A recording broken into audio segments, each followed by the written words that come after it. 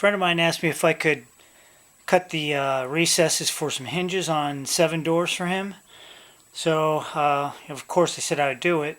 And so my dilemma was, how was I going to do it fast and repeatable and accurately? So what I did is I came up with the jig. First thing I did, one of the things I should say I did, this is just a dummy door. This is a standard spec door. I've got these horses, and the door is going to go down to the ground. Okay, I built a clamping system, and so that I don't mar the door, I used some pads, put them in there with double-sided foam tape, and these unscrew, and you can adjust for different size doors. So now the weight of the door will hold it down to the floor, and I have it down on the floor, right? And then these are basically just to stop the movement this way or this way when I'm routing the hinge. This is the jig I built, okay? To the center line, it's 8 9/16 from the outside here, and then 8 9/16 from that edge. I've got these adjustable clamps, and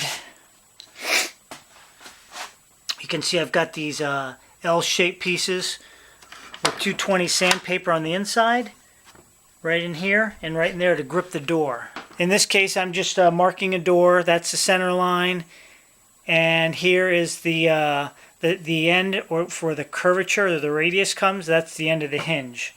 So this is the jig. I built a spot for dust collection. I'm going to use a router. So the first thing I did is I took a hinge, I marked it out on this board, and then I scroll sawed it out very close to the line. I don't know if you can see it. I marked this red and this red and this red, so I always have a good reference point. So the first thing I do, I'm going to adjust this jig right to that line. Okay, I'm happy with that line matching up, so first thing I'll do is I'll tighten down that knob, and then tighten down, so that knob's tight. I come over here and tighten this one. So now that locks in this piece here, and I'll use that if all the doors are the same, then I never have to change this as long as I'm making all those doors, which is the case that I went through. I did 7 doors that way. Okay, the next thing I can do is I can line my center line up on that center line. And then, L piece here, I slide it forward, giving it a little bit of tension, and tightening down the thumb wheel. Same thing on the other side. Okay.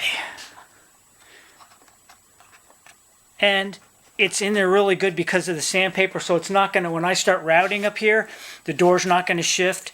This piece won't shift. The door probably wouldn't move because you've got 4 legs on a horse and all that weight holding it in place. Okay, so I'm going to set it up to run the jig. So the first time I did it, I had the black base, and I found that you can't really see what you're cutting out as much. So I bought this. This is what it's called. I bought this at Lowe's. They sell it at Home Depot, called the Miles Craft. This base, though, was out a lot further. It's about 7.5 inches. So what I did is I cut it with my scroll saw to the shape of the porter cable, and then I sanded the edges and rounded them over so they're smooth. It's a clear base, an easy see-through cap there. And what that'll do is I don't have to have as much of this space because the router is smaller. I'm a big believer in dust collection, mainly for my health, but also if you're working at, in my case, my friend's house, I like to keep it as clean as possible. So I've got a dust collection hole in the back there, and in this case I have my dust collector connected to catch the extraneous stuff. Again, the more you can capture at the source, the less you have to filter in the air, or the less you have to breathe in and hurt your lungs. So I'll set this up to run next.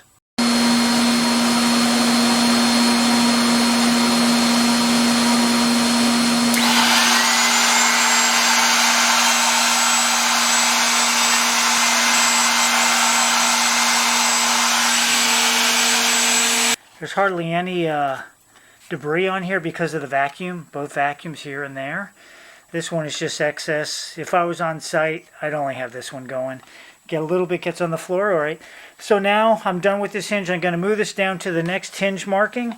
All I have to do is loosen the back ones release the pressure on the board, and slide it down to the next spot, clamp the back, and do the next hinge, and so on. Here's the hinge. So what I have to do now is I just have to deburr that, knock off those fuzzies. This is poplar, so it does it quite a bit. But as you can see, it's real good. It's consistent. If I had one of the hinges here, I would show you, but I can tell you, since I did 7 times 3, I did this quite a bit, and they all fit really nice. And then the only thing you're left with is trying to get those holes centered for the hinge screws. I thought this might be helpful. Alright, there's that piece I told you about for short doors. So when you put a short door on, I just stand it up vertically inside here, and then clamp it in like I do up here. Now on a short door, maybe this piece, this top here, would be down here.